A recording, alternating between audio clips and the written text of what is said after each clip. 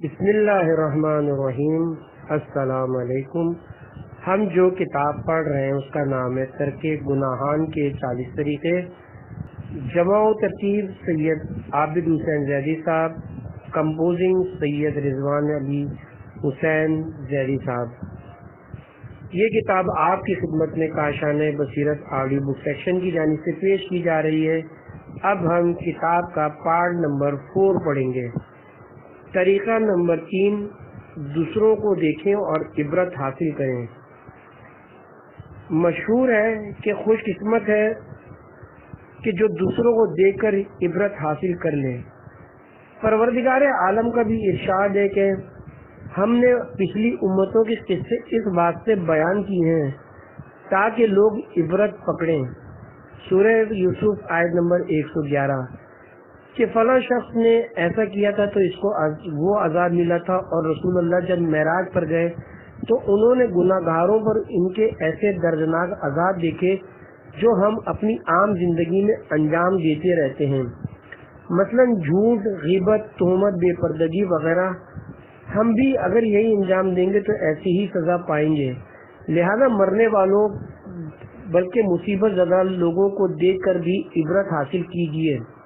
جب کوئی مر جائے تو چونکہ ہمارے لیے بھی یہ دن آنے والا ہے تو اس سے بھی عبرت حاصل کر کے اپنا حال درست کرنے کی فکر کیجیے۔ لیکن آج کل غفلت کچھ ایسی بڑھ گئی ہے کہ مرنے والوں کو دیکھ کر بھی ہماری حالت میں ذرا تبدیلی واقع نہیں ہوتی۔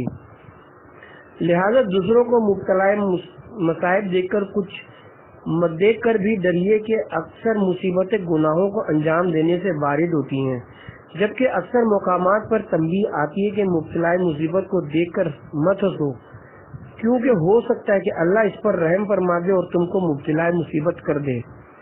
کتب تاریخ میں لکھا ہے کہ ایک شخص اپنی بیوی کے ساتھ بیٹھا کھانا کھا رہا تھا کہ اس وقت ایک فقیر مانگنے کے لیے آیا۔ اس نے فقیر کو جھڑک دیا۔ پھر اتفاق سے اس کے ایسے حالات ہو گئے کہ کاروبار تباہ ہو گیا اور اتنا پریشان ہوا کہ بیوی کا نان و نقصہ تک برداشت نہ کر سکا اور اسے طلاق دے دی۔ بیوی نے کسی اور دولت مند سے نکاح کر لیا۔ اتفاق سے وہ عورت اپنے دوسرے شوہر کے ساتھ کھانا کھا رہی تھی کہ کوئی فقیر دروازے پر آیا، تو اس شخص نے اپنی بیوی سے کہا کہ جاؤ اسے کچھ خیرات کر دو۔ دروازے پر گئی اور روتی ہوئی واپس لوٹی اور کہا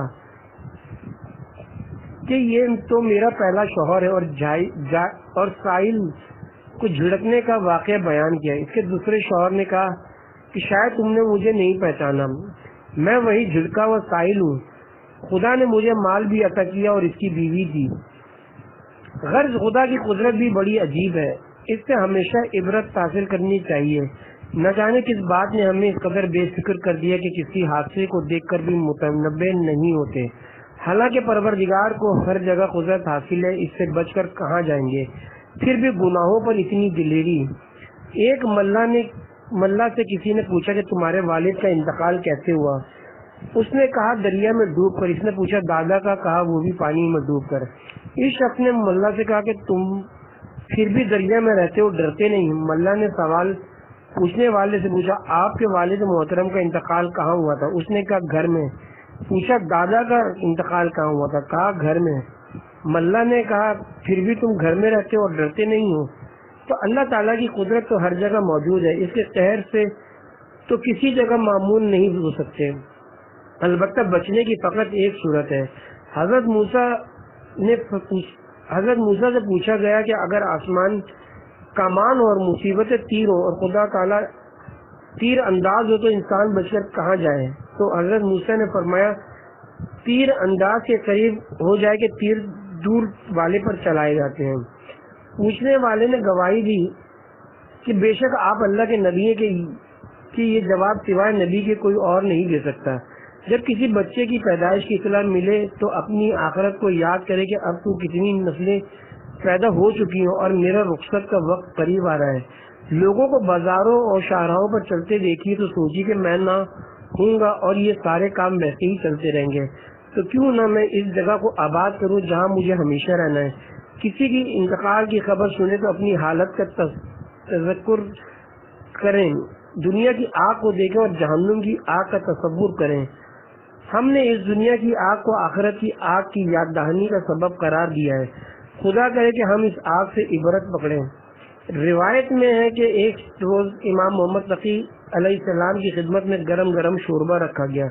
حضرت نے اسے ہاتھ لگایا، دیکھا گرم تھا، تو اس وقت امام نے فرمایا اعوذ باللہ من النار، میں جہنم کی آگ سے پناہ مانگتا ہوں. یعنی جب میں اس شوربے کی حرارت کو برداشت نہیں کر سکتا تو بھلا جہنم کی آگ کس طرح برداشت کر سکوں گا. اس پر امام علی علیہ السلام کو وہ واقعہ یاد کیجیے جب امام ایک عورت کے یتیم بچوں کے لیے روٹی پکا رہے تھے تو امام ہماری تنبیہ کے لیے جہنم کی آگ کو یاد کر رہے تھے. طریقہ نمبر 4، متقی اور نیک لوگوں کی صحبت اختیار کریں، خصوصاً ایسے مومنین جو علم دین بقدر ضرورت رکھتے ہوں، خواہ پڑھ کر خواہ علماء کی صحبت سے عمل میں مستحکم ہوں، امر بالمعروف و نہی عن المنکر کرتے ہوں، علماء سے روگردہ نہ ہو اور ان سے استفادے میں کوتاہی کرتے ہوں، اور ان کی صحبت میں آخرت سے رغبت اور دنیا سے بے رغبتی کی خاصیت ہو. جس میں یہ علامات ہوں اس سے تعلق سے خاطر پیدا کر لیں، پھر دیکھیں کہ اس کے آثار آپ میں کیسے سرایت کرتے ہیں، اور خود بخود گناہوں سے نفرت اور نیکیوں کی طرف رغبت بڑھ جائے گی. جب بھی قرآن میں کہا کہ وَقُونُوا مَعَ الصَّادِقِينَ، سورہ توبہ آیت نمبر 111، سورہ توبہ آیت نمبر 119، اور سچوں کے ساتھ ہو جاؤ، کہ اگر ان کے ساتھ رہو گے تو ان کے دل کا تقویٰ تمہارے دل میں منتقل ہو جائے گا. مگر دل سے محبت کرو، ان کے دل سے اپنا دل ملا دو. چراغ سے چراغ جل اٹھتا ہے، اگر چراغ کا برتن ہزاروں روپے کا بھی ہے تو اس پر کتنے ہی ہیرے کیوں نہ جڑے ہوئے ہوں. اس وقت تک روشن نہیں ہو سکتا جب تک کسی جلتے ہوئے چراغ کی لو سے مس نہ ہو جائے. اس کے بغیر نہ تو وہ خود روشن ہوگا اور نہ کسی دوسرے چراغ کو روشن کر سکے گا. اس کی دوسری مثال یہ ہے کہ اگر 2 تالاب ہو اور ایک تالاب مچھلیوں سے محروم ہو اور دوسرے تالاب میں مچھلیاں ہوں، اگر اس خالی تالاب اپنی سرحدیں بھرے ہوئے تالاب کے لیے کھول دے تو اس کی ساری مچھلیاں اس خالی تالاب میں آ جائیں گی. اسی طرح دینداروں سے تعلق رکھنے سے ان کے دل کا تقویٰ ان کے دوستوں کے دلوں میں سرایت کر جاتا ہے. مٹھائی کا نام لینے سے منہ میٹھا نہیں ہوتا، اسم کے رٹنے سے مسمہ کا ملنا لازم نہیں ہوتا. مسمہ ان سے ملتا ہے جو مسمہ والے ہوتے. کسی مرد بزرگ کا کیا خوب کہنا ہے کہ مٹھائی والے سے مٹھائی ملتی ہے، کپڑے والے سے کپڑا ملتا ہے، امرود والے سے امرود ملتا ہے، آم والے سے آم ملتا ہے، اور اللہ والوں سے اللہ ملتا ہے. آپ کے دل کو سکون کبھی گناہ سے نہ ملے گا. گناہ مسلسل کرنے سے بھی شہوت کی آگ نہ بجھے گی، لیکن متقی و پرہیزگاروں کی صحبت سے جو آپ کے دل میں نور آئے گا وہ آپ کی نار شہوت کو ٹھنڈا کر دے گا اور گناہوں کے تقاضے مغلوب ہو جائیں گے. نور کا مزاج ٹھنڈا ہوتا ہے اور نار میں تکبر اور اکڑ ہوتی ہے. نار کا الف ہمیشہ کھڑا رہتا ہے اور نور میں واو لگ جانے سے وہ جھکا رہتا ہے. اطاعت خدا کے سامنے سجدہ ریز رہتا ہے، لہذا جس کے دل میں متقین کی صحبت سے نور آئے گا وہ واو بن جائے گا، اس میں تواضع کی شان پیدا ہو جائے گی. طریقہ نمبر 5، اپنے ظاہر کو پہلے سے درست کر لیں. ظاہر کی درستی بھی بیکار نہیں ہے، بلکہ اس کا اثر ہمارے باطن پر بہت زیادہ ہوتا ہے. حضرت موسیٰ جب فرعون کے جادوگروں سے مقابلے کے لیے تشریف لے گئے تو مقابلے کے بعد ساحر تو مسلمان ہو گئے تھے لیکن فرعون نہیں ہوا تھا. حضرت موسیٰ نے خدا سے سبب پوچھا تو ارشاد ہوا کہ اے موسیٰ، ساحران فرعون نے اس وقت تمہارا لباس پہنا ہوا تھا، ہماری رحمت نے گوارا نہ کیا کہ تمہارے ہم لباس دوزخ میں جائیں، اس لیے ہم نے ان کو ایمان کی توفیق دی اور فرعون اس سے محروم رہا. بس خلاصہ یہ ہوا کہ ظاہر کی درستی بھی اچھی چیز ہے کہ اس کے بعد میں باطن کی درستگی کا انتظام ہو جاتا ہے. مثلاً عورت اگر ظاہری پردے کی پابندی کرے اور مرد حضرات اگر داڑھی رکھ لیں تو وہ خود ہی دیکھیں گے کچھ عرصے بعد اپنے اندر کتنی تبدیلی محسوس کریں گے اور ایک نورانیت اور قرب پروردگار کی لذت حاصل ہوگی. اور پھر اپنا ظاہر شریعت کے مطابق بنا لینا آدمی کو مجبور کر دیتا ہے کہ وہ مزید گناہ نہ کرے اور اپنے اندر بد عملی کی وجہ سے وہ شرمساری محسوس کرتا ہے اور آہستہ آہستہ اس سے گناہ چھوٹتے چلے جاتے ہیں۔ طریقہ نمبر 6، اللہ کی محبت سے کاملہ پیدا کریں کہ وہ گناہوں سے بچاتی ہے۔ یہ نہ سمجھیے کہ محبت تو امر غیر اختیاری ہے، اس کا پیدا کرنا تو ہمارے اختیار میں نہیں ہے، پھر بھی اس کی تدبیر کیا کریں، تو یہ سوچنا غلط ہے۔ چاہے محبت غیر اختیاری ہو مگر اس کو پیدا کرنے کے اسباب اختیاری ہیں۔ اس کے لیے ایک 5 جز کا نسخہ ہے، اس کا اہتمام کر لیجئے، انشاءاللہ تھوڑی دنوں میں خدا تعالیٰ سے محبت پیدا ہو جائے گی اور تمام امراض باطنی سے نجات مل جائے گی۔ نمبر 1، تھوڑی دیر تنہائی میں ذکر خدا انجام دیں، چاہے 15-20 منٹ ہی کیوں نہ ہو، اور نیت اس کی یہ ہو کہ اللہ تعالیٰ کی محبت پیدا ہو۔ نمبر 2، کسی وقت تنہائی میں بیٹھ کر خدا کی نعمتوں کو سوچا کریں اور پھر اپنے طرز زندگی پر غور کریں کہ ان نعمتوں کے بعد بھی ہم خدا کے ساتھ کیا معاملہ کر رہے ہیں اور کس قدر احسان فراموشی کی زندگی گزار رہے ہیں، اور اس کے باوجود پروردگار عالم ہمارے ساتھ کیسی لطف و مہربانی سے پیش آ رہا ہے۔ نمبر 3، جو لوگ متقی و پرہیزگار و علماء ہو ان سے اپنے ماحول کی درستگی کے لیے راہ و رسم پیدا کریں، اگر ان کے پاس جانا دشوار ہو تو کم از کم خط و کتابت و فوننگ کے ذریعے رابطہ کر رکھیں اور خدا کا راستہ ان سے دریافت کریں اور اپنے امراض باطنی کا علاج اور دعا ان سے کروائیں۔ نمبر 4، خدا کے احکام کی پوری اطاعت کریں، کیونکہ یہ قاعدہ ہے کہ جس کا کہنا مانا جاتا ہے اس سے محبت بڑھ جاتی ہے۔ نمبر 5، پروردگار عالم سے دعا کریں کہ وہ اپنی محبت عطا فرما دے۔ ان 5 باتوں کی عمل پابندی سے بہت جلد آپ اپنے اندر تبدیلی محسوس کریں گے۔ طریقہ نمبر 7، واجب و مستحب نمازوں کی ادائیگی۔ بے شک نماز بری اور فحش باتوں سے روکتی ہے۔ نماز آخر کس طرح گناہوں کی بجا آواری سے روکتی ہے، کیونکہ نمبر 1، نماز سے گناہوں کا شوق نیکی کے شوق سے بدل جاتا ہے۔ نمبر 2، 3 قوتوں کی کمی اور زیادتی سے انسان گناہ کرتا ہے، قوت عقلیہ، شہوانیہ اور غضبیہ، اور نماز ان تینوں قوتوں کو اعتدال میں لے آتی ہے جس سے گناہ چھوٹ جاتے ہیں۔ نمبر 3، دن کی 17 رکعت میں نمازی 10 مرتبہ سورہ فاتحہ پڑھتے ہوئے صراط المستقیم پڑھتے ہوئے صراط مستقیم پر رہنے کی دعا مانگتا ہے، اور صراط مستقیم پر وہی آتا ہے جسے گناہ چھوڑنے کی توفیق ہو جائے، اور یہ توفیق دعا اسی کو ہوتی ہے جب نماز پڑھتا ہے، اور کیونکہ یہ دعا نماز ہی میں مانگی جاتی ہے لہذا فرما دیا کہ یہ گناہوں سے روکتی ہے۔ نمبر 4، نماز اگر جماعت سے پڑھی جائے تو بدرجہ اولا گناہوں سے روکتی ہے۔ نماز جماعت پڑھنے سے صالحین کی صحبت ملتی ہے، جس کا اثر یہ ہے کہ قلب بدل جاتا ہے، پہلے گناہوں سے مانوس تھا اب نیکیوں کی طرف مائل ہو جاتا ہے، لہذا گناہ چھوڑنا آسان ہو جاتا ہے۔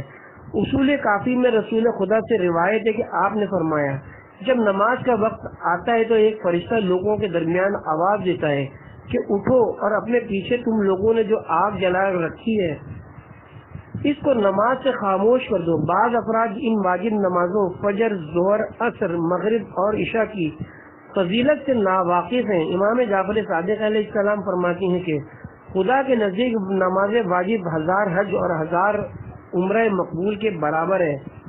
اصول کافی میں ایک روایت امام صادق سے ہے کہ ایک نماز واجب 20 حج سے بہتر ہے، اور ایک گھر جو سونے سے بھرا ہوا ہو اور اس کو راہ خدا میں خرچ کر دیا جائے اس سے ایک حج بہتر ہے۔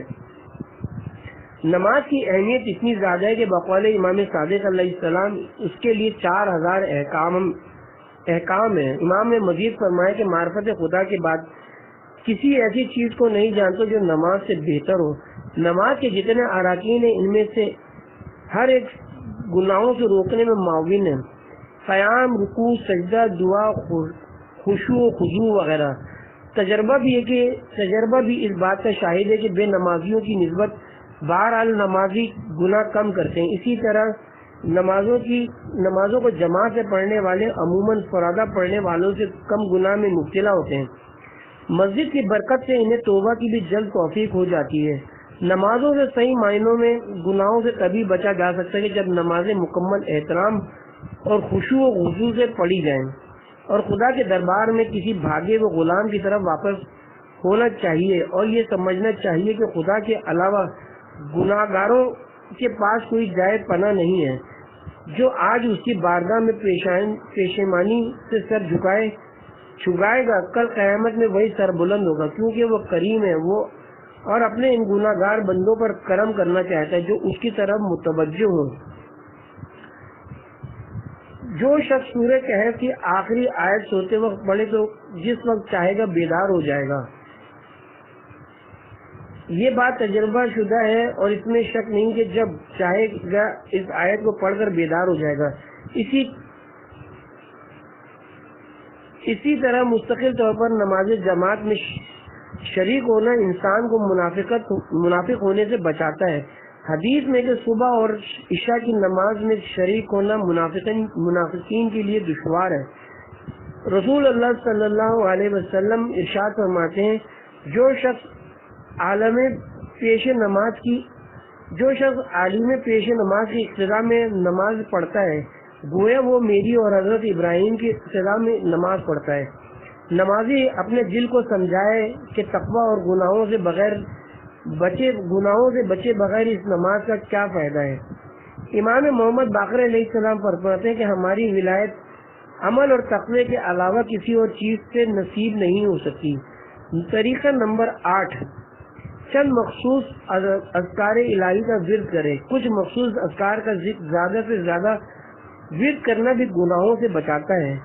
حضور قلب وضو حالت میں قبلہ رخ ہو کر پوری توجہ کے ساتھ ان اذکار کو پڑھنے اور نتیجہ حاصل کرنے کے لیے کم از کم 40 روز تک ان دستورات و وظائف پر عمل کرے۔ بہت ممکن ہے کہ خدا کا لطف و کرم اس پر ہو جائے۔ اگر مطلوبہ نتائج حاصل نہ ہو تو بھی مایوس نہ ہو اور دوسرے 40 شب و روز ان پر پھر عمل کرے۔ اسی طرح تیسرے اور چوتھے 40 شب و روز جب تک نتیجہ حاصل نہ ہو عمل کرتا جائے، جیسے ہی اس قابل ہوگا اس کا دل خدا کے فیض کا محل قرار پا جائے گا۔ مندرجہ ذیل چند اور بہت نفع بخش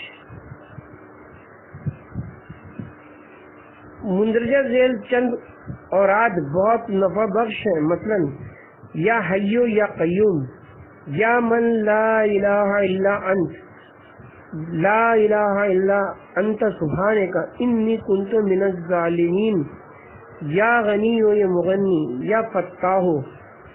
اسی طرح نماز شب میں آیات سخرہ سورہ الاعراف کی آیت نمبر 54، 55، 56 کو 70 بار پڑھنا جو یقین حاصل کرنے اور خیالات دور کرنے کے لیے نہایت مفید اور مجرب ہے۔ جو بھی ان لفظی اذکار کو زبان پر جاری کرتا ہے وہ بھی دل میں اگرچہ کم ہی کیوں نہ ہو خدا کی طرف متوجہ رکھتا ہے۔ اسلام میں ان کلمات و اذکار کو کہنا بھی مطلوب ہے اور عظیم ثواب رکھتا ہے۔ جب اللہ کا ذکر کرنے والا خدا کو یاد کرتا ہے تو وہ اللہ کی طرف حرکت کرتا ہے، اسے خدا عالی مرتبہ میں جذب کر دیتا ہے اور اس کے دل کو کنٹرول کو اپنے ذمے لے لیتا ہے۔ رسول اللہ صلی اللہ علیہ وسلم فرماتے ہیں کہ خدا فرماتا ہے کہ جب میں بندے کو اپنے میں مشغول اور متوجہ پاتا ہوں تو اسے سوال کرنے اور مناجات کرنے کا علاقہ من بنا دیتا ہوں، اور اگر کبھی غفلت طاری ہو جائے تو اس کے عارض ہونے سے رکاوٹ کھڑی کر دیتا ہوں۔ امام جعفر صادق علیہ السلام فرماتے ہیں جو شخص بھی خدا کا بہت زیادہ ذکر کرے تو وہ اللہ کی محبت کا مورد قرار پائے گا، اور جو اللہ کی یاد میں بہت زیادہ مشغول ہوگا اس کے لیے 2 برات نامے لکھ دیے جائیں گے، ایک دوزخ سے نجات اور دوسرے نفاق سے نجات۔ جب ایسی حالت ہو جائے گی تو گناہ کا خیال کس بدنصیب کو آئے گا؟ حقیقت یہی ہے کہ اللہ کا نام بہت بڑا ہے، اگر غفلت سے بھی اس کا نام نکل جائے تو بغیر اثر کے نہیں رہ سکتا۔ ذکر خدا کا ایک حق تو اس کی کمیت اور دوسرا حق اس کی کیفیت ہے۔ ذکر کمن و کیفن کامل ہو، معمولی بیماری، مشغولیات یا سفر ہو پھر بھی بالکل ناغا ہرگز نہ کیجیے. سفر میں مجبوری ہے تو چلیے ایک تسبیح لا الہ الا اللہ ہی کی صحیح. بغیر تسبیح فاطمہ زہرا پڑھے سو جانا بھی مناسب نہیں ہے. کم از کم ان اذکار کی ایک تسبیح تو پڑھ ہی لی جائے. جیسے اگر ایک گلاس پانی کی پیاس ہو اور کوئی ایک چمچہ پانی دے تو کیا پیاس بجھے گی؟ معلوم ہوا کہ مقدار بھی صحیح ہونی چاہیے. اسی طرح سب گرمی میں پورا گلاس پانی تو مل جائے مگر گرم پانی ٹھنڈا نہ ملے تو کیا پیاس بجھے گی؟ کیوں؟ کمیت تو صحیح تھی لیکن کیفیت نہ تھی. اور نفع کامل اسی وقت ہوتا ہے جب مقدار و کیفیت بھی صحیح ہو. اور ایسا ذکر پھر ذاکر کو مسحور تک پہنچا دیتا ہے مکمل خلوص کے ساتھ. کیونکہ پہنچنے والا کتنا ہی ذکر کر لیں لیکن جب تک پہنچانے والا توجہ نہ کرے گا کوئی نہیں پہنچ سکتا. جب تک جذب نہ ہو کوئی سالک اللہ تک پہنچ نہیں سکتا. اللہ کا راستہ غیر محدود ہے. جب غیر محدود طاقت سے اللہ کھینچتا ہے تب جا کر سلوک طے ہوتا ہے. اور یہ جو ہم ذکر کرتے ہیں یہ ان کی رحمت کا بہانہ ہے. پیغمبر اسلام نے برحق فرمایا کہ جب کسی کا دروازہ کھٹکھٹاتے رہو گے تو ایک دن ضرور کوئی سر نکالے گا. یعنی جب دروازے تک پہنچی گئے تو آپ کھٹکھٹاتے رہو. جب ان کو رحم آئے گا تو کھل جائے گا. اللہ اللہ کرنے والا ایک دن ضرور صاحب نسبت ہو جاتا ہے. فکر کرنے میں ایک تو وقت لگ سکتا ہے مہینہ 6 مہینے یہ سال. لیکن جب دروازہ کھلتا ہے جب نسبت عطا ہوتی ہے تو اس میں تجریج نہیں ہوتی اچانک عطا ہوتی ہے. آنے واحد میں ذکر خدا کے سطح میں ایسی روحانی حیات عطا ہوتی ہے کہ سالک غفلت کے تمام تعلقات کو خود بخود توڑ دیتا ہے. امام خمینی فرماتے ہیں کہ کیا تمہارے لیے یہ عزت و شرف کافی نہیں ہے کہ تمہیں اپنے عظیم نام کو تمہاری اس زبان سے لینے اور ذکر کرنے کی اجازت دے دی جسے تم گناہوں کی پلیدی میں نجس اور آلودہ کر چکے ہو. طریقہ نمبر 9 پابندی سے تلاوت قرآن اور کچھ مخصوص صورتوں کی تلاوت. تلاوت قرآن. امیر المومنین حضرت علی علیہ السلام ارشاد فرماتے ہیں قرآن کے واسطے سے اپنی روح کی بیماریوں کا علاج کرو اور مصائب کے ساتھ مدبھیڑ میں اس سے مدد لو کیونکہ قرآن بزرگ ترین بیماری کفر نفاق اور گمراہی سے شفا دیتا ہے. اور فرمایا قرآن کے نور سے شفا حاصل کرو کیونکہ وہ دلوں کو شفا بخشتا ہے. لہذا مومن کو چاہیے کہ روزانہ جب وقت فراغت ملے یا کام کے دوران بھی جو قرآنی سورے یاد ہوں ان کی تلاوت کریں.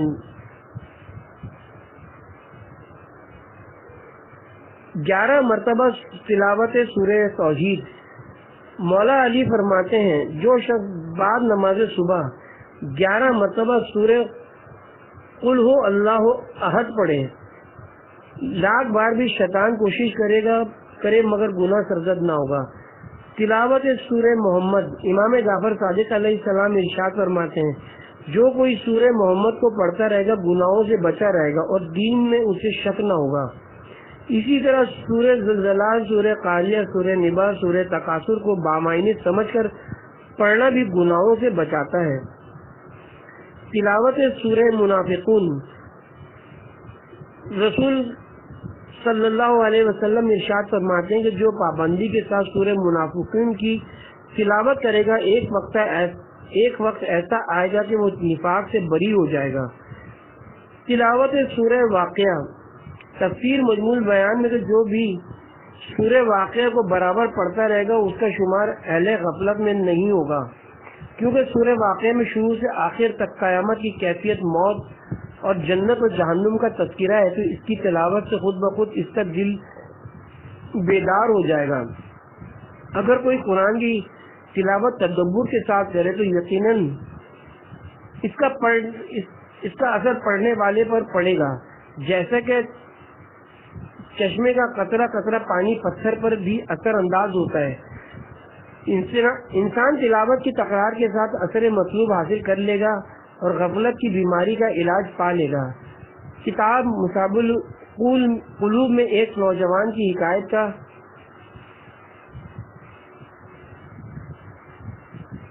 ایک نوجوان کی حکایت نقل ہوئی ہے کہ وہ ان آیات کو سن کر بے ہوش ہو گئے جو جہنم کے شعلوں کو بیان کرتی ہیں۔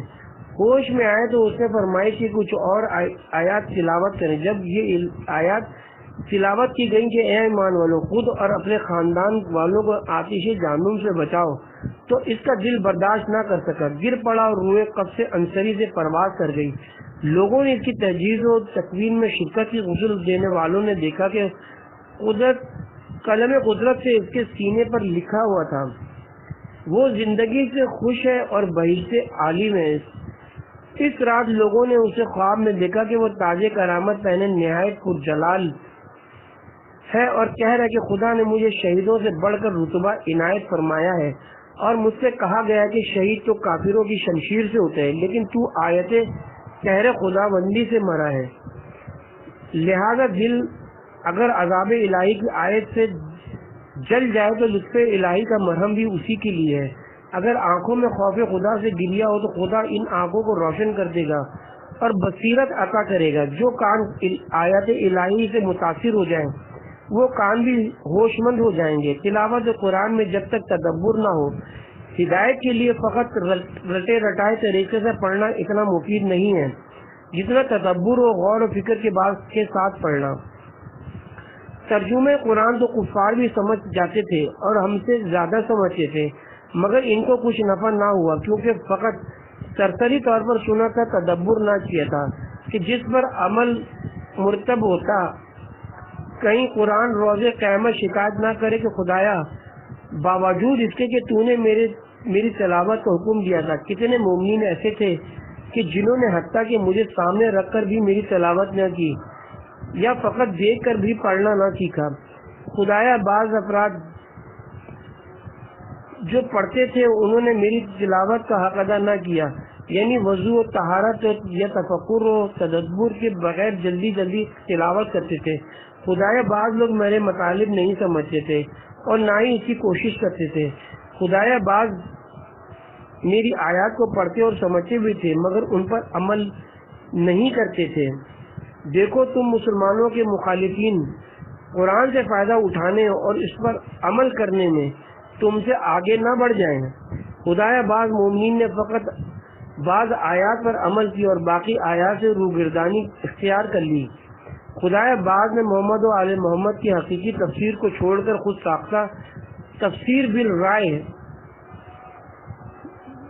بالرائے کی، بعض نے میری آیات کے بالکل الٹے معنی کر دیے۔ مجھے زندہ دلوں کے درمیان پڑھنے کے بجائے مردوں کے لیے پڑھا گیا، مجھے درسی نصاب اور تعلیم یافتہ نسلوں سے جدا کر دیا گیا، مجھے فقط سفر کے لیے نکلتے وقت، دلہن کی رخصتی کے وقت اور رمضان کی مخصوص شبوں میں فقط سر پر رکھنے کی حد تک مجھ سے استفادہ کیا، پھر سال بھر مجھ سے غافل رہے۔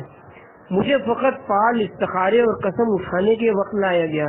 لہذا قرآن سے ہدایت حاصل کریں، تلاوت قرآن کی بھی پابندی اور مخصوص سورے بھی پابندی سے پڑھے جائیں اور آیات میں تفکر، تدبر اور ان پر عمل کا اہتمام کیا جائے تو دیکھیں گے کہ دل کا زنگ کیسے دور ہوتا ہے اور روح ایک نئی تازگی کے ساتھ بیدار ہوگی، گناہوں سے مشرق و مغرب جتنی دوری ہو جائے گی۔ طریقہ نمبر 10، طبیب روحانی علماء کی طرف رجوع کرنا۔ ایک عالم کے پاس ایک شخص آیا کہ گناہوں میں غرق ہوں، نمازیں پڑھوں یا آپ کے درس اخلاق میں آ جایا کروں۔ عالم نے فرمایا اگر کسی کو بیماری ہو تو نماز پڑھے گا یا ڈاکٹر کے پاس جائے گا۔ غرض علماء کی صحبت سے دل میں خدا کی محبت پیدا ہوتی ہے اور دل رذائل سے پاک ہو جاتا ہے اور پھر صاف دل سے عمل میں، نماز میں اور لطف پائے گا۔ جب گھر والوں سے محبت ہوگی تب گھر زیادہ خوبصورت نظر آئے گا۔ علماء کی صحبت سے کچھ سیکھنے سے مراد ہے کہ ان سے تقویٰ سیکھے۔ اگر صحبت علماء سے ادھر ادھر کی باتیں مقصود ہو تو یہ وقت کا ضیاع ہے۔ کن علماء کے پاس آمد و رفت رکھیں۔ قرآن میں حکم ہے ہمارے ولی صرف متقی بندے ہیں، سورہ انفال آیت نمبر 34۔ پھر فرمایا اور سچوں کے ساتھ ہو جاؤ، سورہ توبہ آیت نمبر 119۔ کونو امر ہے اور امر بنتا ہے مظاہرے سے، اور مظاہرے میں تجدید و استمرار کی صفت ہوتی ہے، جس کا مطلب ہوا کہ استمرار اور دوامن اہل اللہ کے ساتھ رہو۔ ایک غلطی، شیطان جب دیکھتا ہے کہ یہ شخص فلاں جگہ سے دین سیکھ رہا ہے، اپنی اصلاح کر رہا ہے، تو یہ اس کے دل میں اس عالم سے کوئی بدگمانی ڈال دیتا ہے، پھر وہ وہاں جانا چھوڑ دیتا ہے اور شیطان اپنی سازش میں کامیاب ہو جاتا ہے اور بدگمانی ڈال کر علماء اور دینی مراکز سے دور کر دیتا ہے۔ اگر کوئی عالم آپ کے لیے مناسب نہ رہا ہو تو کوئی اور تلاش کر لیجئے، کسی دوسرے کے پاس چلے جائیے۔ بدگمانی کی وجہ سے انسان کو دین کے خادم اور مراکز برے نظر آنے لگتے ہیں۔ حکایت میں کہ ایک خوفناک حبشی کو جنگل میں ایک آئینہ پڑا ہوا ملا، اٹھایا تو اپنی خوفناک شکل نظر آئی، چیخ مار کر آئینہ پھینک دیا اور بولا کہ کمبخت، تیری اتنی خراب شکل ہے، جبھی تجھے کوئی جنگل میں پھینک گیا ہے۔ بہت سے لوگ جو بلا دلیل شرعی علماء کو برا کہتے ہیں، وہ اصل میں ان کے باطن کی شکل ہوتی ہے جو ان کو دین کے خادموں میں نظر آتی ہے۔ اس بیماری سے خدا کی پناہ مانگیے۔ ویسے تو حسن ظن ہر مومن سے ہی ہونا چاہیے، مگر علماء ربانی سے زیادہ ہونا چاہیے، کیونکہ اگر علماء ہی سے حسن ظن ختم ہو گیا تو گویا یہ شخص تو راستے ہی میں مارا گیا، اسے کچھ نہ ملے گا۔ بعض لوگ چند اصطلاحات و کتابیں پڑھ کر محقق بننے کا شوق پورا کرتے ہیں اور اپنے تئیں علماء بلکہ مجتہدین اور مراجع تک کی اصلاح شروع کر دیتے ہیں۔ ان کی مثال کچھ ایسی ہوتی ہے کہ جیسے ایک چوہا جا رہا تھا اور اس کے قریب ہی ایک اونٹ بھی جا رہا تھا جس سے گلے کی رسی زمین پر لٹک رہی تھی۔ چوہے نے وہ رسی اپنے دانتوں میں دبا لی اور اس کے آگے آگے چلنے لگا۔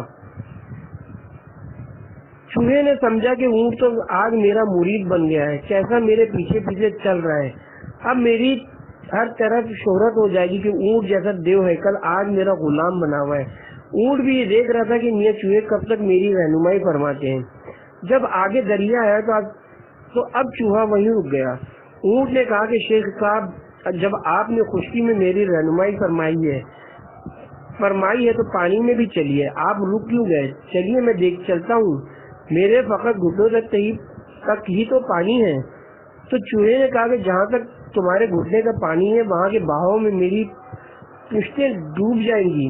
مولانا روم فرماتے ہیں کہ جو چھوٹے اور نااہل علماء و اکابرین کے مسلح اور رہبر بننا چاہتے ہیں، ان کا حال اسی چوہے کی طرح ہوتا ہے جو اونٹ کی رہبری کر رہا تھا۔ ایک ذرے نے پہاڑ سے کہا میں ذرا تجھے آزماؤں گا اور اپنے ترازو میں تجھے تولوں گا۔ پہاڑ نے کہا اے ذرے، جب تو مجھے اپنے ترازو میں رکھے گا تو تیرا ترازو وہی پھٹ جائے گا، تم مجھے وزن نہیں کر سکتا۔